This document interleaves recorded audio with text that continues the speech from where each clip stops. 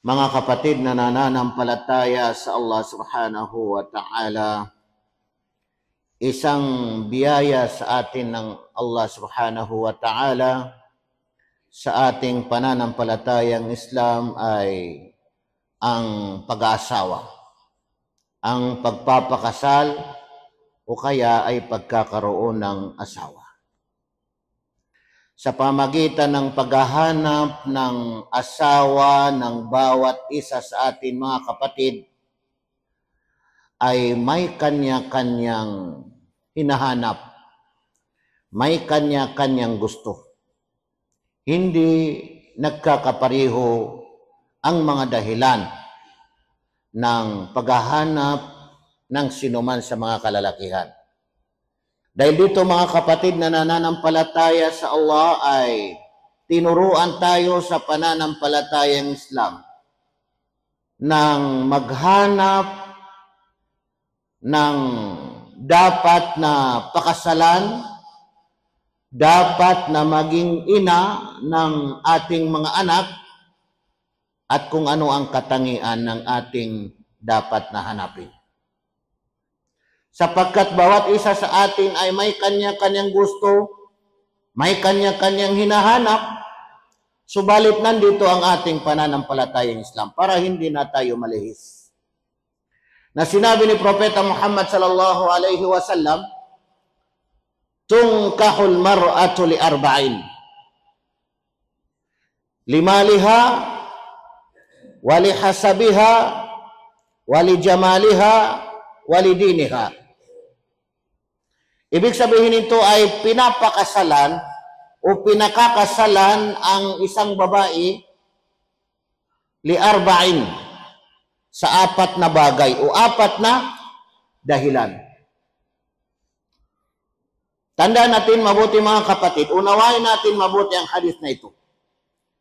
Limaliha, para sa kanyang kayamanan, walihasabiha, at para sa kanyang kasalan, wali jamaliha, at para sa kanyang kagandahan, wali diniha, at para sa kanyang relihiyon. Sa pamagitan ng hadith na ito ay pag hindi natin maunawaan, ang akala natin ay ipinag-utos na pakasalan yung mayaman. Ang akala natin ay ipinag-utos na pakasalan yung malaking pamilya dahil sa kanyang asal. O ang akala natin ay ipinag-utos na pakasalan yung maganda dahil sa kanyang kagandahan. Dahil isa lang ang ipinag-utos dito mga kapatid. Yung apat na bagay na ito mga kapatid na sinabi ni Propeta Muhammad sallallahu alaihi wasallam, tungkahul mar'a, pinakakasalan ng isang babae li arba'in, sa apat na dahilan. Apat na bagay o apat na dahilan. Ibig sabihin mga kapatid na nananampalataya sa Allah, hindi na dito lumalabas ang kagustuhan ng bawat lalaki na naghahanap ng mga pangasawa. Mayroong lalaki na ang kanyang hinahanap ay dahil sa kanyang kayamanan. Pinakakasalan niya ang isang babae dahil sa kanyang kayamanan. Mayroong lalaki na ang kanyang hinahanap ay dahil sa kanyang asal, dahil sa kanyang pamilya. Dahil mayroong sariling interes. Mayroong lalaki na ang kanyang hinahanap ay dahil sa kanyang kagandahan. Yun yung tinutukoy mga kapatid. Hindi ibig sabihin na hanapin mo yung babaeng mayaman, hanapin mo yung babaeng malaking pamilya, hanapin mo yung babaeng maganda. Hindi yun ang ipinabutos mga kapatid. Kundi ini-describe, binanggit ni Propeta Muhammad sallallahu alaihi wasallam na ang mga kalalakihan ay iba-ibang kanilang gusto, iba-ibang kanilang hinahanap. Mayroong mga lalaki na ang hinahanap niya, o pinakakasalan niya ang isang babae dahil sa kanyang kayamanan. Mayroong lalaki na hinahanap niya o pinakakasalan niya ang isang babae dahil sa kanyang pamilya. Mayroong lalaki na hinahanap niya o pinakakasalan niya ang isang babae dahil sa kanyang kagandahan. Mayroong lalaki na hinahanap niya o pinakakasalan niya ang isang babae dahil sa kanyang relihiyon. Ganun mga kapatid na nananampalataya sa Allah. Hindi na lumalabas dito sa apat na ito. Tanungin natin ang ating mga sarili. Naghahanap tayo ng mapangasawa. Ano yung hinahanap natin? Di ba? Mayroon sa atin ang hinahanap natin dahil mayaman para hindi na tayo mamroblema na mayaman na eh. Mayroon sa atin ang hinahanap natin dahil malaking pamilya para umangat ang ating standard, ang ating antas. Mayroong lalaki, mayroong sa atin na ang hinahanap niya maganda. Kahit na hindi pa Muslim, ang importante maganda. Ganun yun mga kapatid na nananampalataya sa Allah. Pero mayroon sa atin ang hinahanap niya ang kanyang relihiyon. Hindi na niya tinitingnan yung kayamanan, hindi na niya tinitingnan yung kaasalan, yung pamilya, hindi na niya tinitingnan yung kagandahan, ang itsura, kundi ang hinahanap niya yung kanyang relihiyon. Tingnan ninyo mga kapatid na nananampalataya sa Allah. Kung matalino ka, ano ba ang hinahanap mo? Yung kanyang kayamanan, practical sa mundo. Yung kanyang pamilya, practical din sa mundo. Yung kanyang kagandahan, practical din sa pagnanasa. Pero ano yung maganda? Ano yung dapat hanapin? Ano yung dapat? Ano yung ipinag-utos ni Propeta Muhammad sallallahu alaihi wasallam? Dahil sa kanyang kayamanan, hindi. Kasi binanggit lang yun ni Propeta na yan ang hinahanap ng mga lalaki. Dahil sa kanyang kasalan, pamilya, hindi. Dahil binanggit lang yun ni Propeta. Dahil sa kanyang kagandahan, hindi. Dahil binanggit lang yun ni Propeta. So, anong sabi ni Propeta? Tunkahul mar'a li arba'in. Li maliha, wali hasabiha, wali jamaliha, wali diniha. Pinakakasalan ng isang babae sa apat na dahilan. Dahil sa kanyang kayamanan, dahil sa kanyang kasalan, pamilya, dahil sa kanyang kagandahan, itsura, dahil sa kanyang relihiyon. Isa lang ang ipinagutos dito. Ano yun? Ang ipinagutos, fazfar bidatid din. Yun lang yung ipinagutos. Fazfar bidatid din. Gawin mong sapat na napiliin mo. Sabi ni Propeta Muhammad sallallahu alaihi wasallam, ang babaeng relihiyosa. Ang babaeng may relihiyon, may pagkarelihiyosa, nananampalataya sa Allah subhanahu wa ta'ala. Relihiyosa, nagsasala, naghihijab, nananaliksik ng kaalaman, nagbabasa ng Quran. Yan ang ipinag-utos ni Propeta Muhammad sallallahu alaihi wasallam. Kaya kung hindi natin maunawaan, ang akala natin ay ipinag-utos na ang pakasalan natin yung babaeng mayaman. Ang akala natin ipinag-utos na ang pakasalan natin yung babaeng malaking pamilya. Ang akala natin ipinag-utos ay yung babaeng maganda o may itsura. Hindi. Isa lang ang ipinag-utos dito.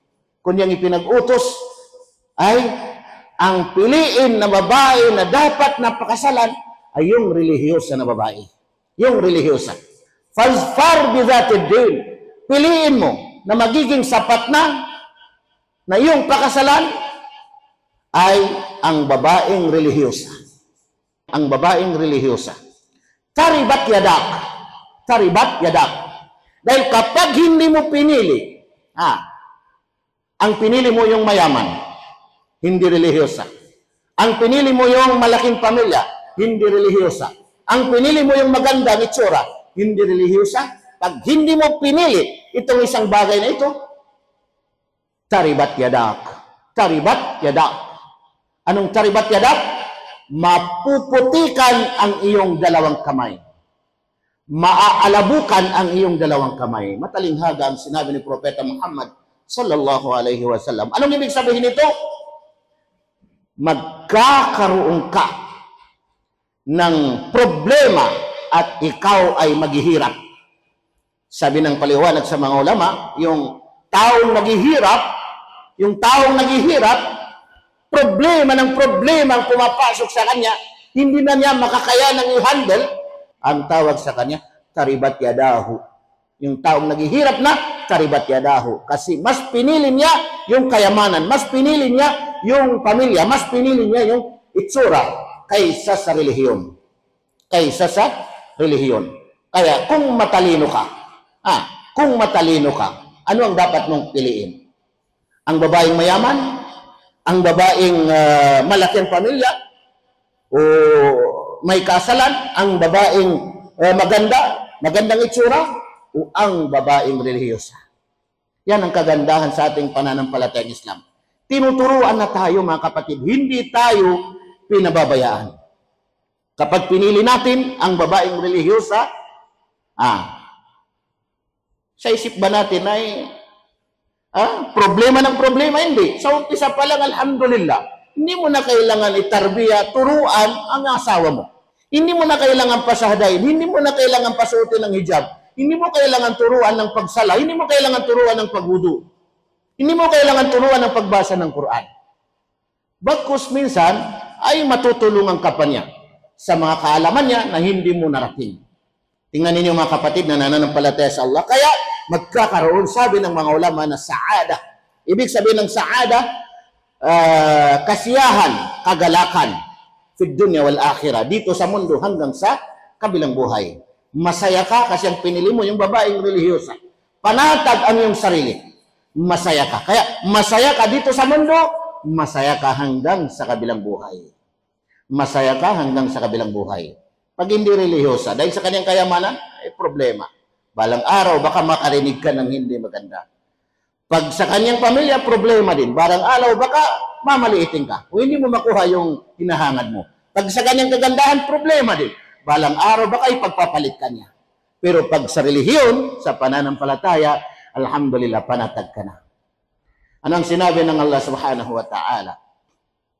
Kabilang sa tanda ng Allah. Tanda ng kanyang kapangyarihan, kakayahan, kadakilaan.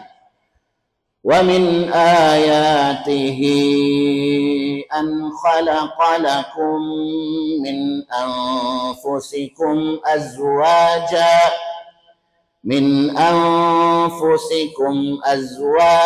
litaskunu ilaiha wa ja'ala bainakum mawaddatan wa rahmah.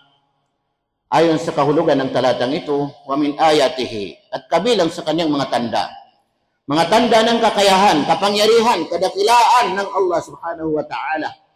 An khalaqa lakum min anfusikum azwaja, na ginawa niya, nilikha niya para sa inyo, mula sa inyong mga sarili, azwaja, ng mga asawa. Ano itong para sa inyo, mula sa inyong mga sarili? Azwaja, ng mga asawa-asawa. Kasi si Eva ay nanggaling kay Adan. Tingnan niyo mga kapatid na nananampalataya sa Allah subhanahu wa ta'ala. Yung mga babae nanggaling sa pagsasama ni Eva at saka si Adan. Na si Eva ay nanggaling kay Adan. Kaya kabilang sa kanyang mga tanda, kapangyarihan, kakayahan, na nilikha niya para sa inyo, ang inyong mga asawa, magiging mga asawa mula sa inyong mga sarili. Mula kay Adan. Wa min ayatihi an khalaqa lakum min anfusikum azwaja litaskunu ilaiha, upang inyong madama ang kapanatagan sa kanya. Tingnan ninyo, upang inyong madama ang kapanatagan sa kanya. Upang kayo ay mananahanan sa kanya. Pag wala kang asawa, parang wala kang bahay, wala kang address, wala kang tahanan. Litaskunu ilaiha, upang inyong madama ang kapanatagan sa kanya, upang kayo ay mananahanan sa kanya. Wa ja'ala bainakum mawaddatan wa rahmah, at ginawa niya sa pagitan ninyo, sa pagitan ng mag-asawa, lalaki at babae, mawadda, ang pagmamahal, at saka rahmah, ang awa. Ang pagmamahal at ang awa. Hindi pwedeng mawala itong dalawa. Kung minsan ay wala na yung pagmamahal, pero nandoon yung awa. Nandoon yung awa. Kung minsan walang awa, pero nandoon yung pagmamahal. Pero hindi na pwede itong mawala itong dalawa na ibinigay ng Allah subhanahu wa ta'ala, na hindi natin yan matatagpuan sa ibang koneksyon. Halimbawa, sa relasyon ng kapatiran, sa pananampalataya, relasyon ng mga magkakapatiran, mga brotherhood, mga sisterhood, hindi na natin matatagpuan yan. Ang mawaddata wa rahmah, ang pagmamahal at saka awa. Kasi yung pagmamahal at saka awa, yung samahan ng mag-asawa, kakaiba kaysa samahan ng ibig sabihin brotherhood o kaya sisterhood. Kasi napakaganda. Kasi sabi ng mga ulama, ang resulta pa nito na hindi mapapantayan, yung biyaya na ipagkakaloob ng Allah subhanahu wa ta'ala, bukod sa mapapalayo ka sa haram, mga gawain haram, ay yung biyaya na ipagkakaloob ng Allah subhanahu wa ta'ala, na ibig sabihin yung ibibigay sa inyo ng Allah subhanahu wa ta'ala ang mga anak. Magkakaroon kayo ng mga anak na kailanman ay hindi ito matatagpuan sa anumang samahan ng ibig sabihin kapatiran o kaya ay brotherhood o kaya ay sisterhood. Tingnan ninyo mga kapatid na nananampalataya sa Allah subhanahu wa ta'ala. Kaya tanungin natin ang ating mga sarili. Ano ba ang pinipili natin sa babae? Dahil ba sa kanyang kayamanan? Malaking trabaho, may posisyon sa trabaho, Dahil ba sa kanyang pamilya, malaki ang pamilya, o kaya anumang pamilya? O dahil ba sa kanyang, ibig sabihin ay kagandahan, magandang kanyang itsura, o kaya ay dahil sa kanyang relihiyon? Mga kapatid na nananampalataya sa Allah, hindi na tayo mahihirapan magdesisyon, maghanap, kasi nandito na ang ating pananampalatayang Islam na itinuturo na sa ating lahat, mga kapatid na nananampalataya sa Allah subhanahu wa ta'ala. Aqulu qawli hadha wa astaghfirullah li wa lakum.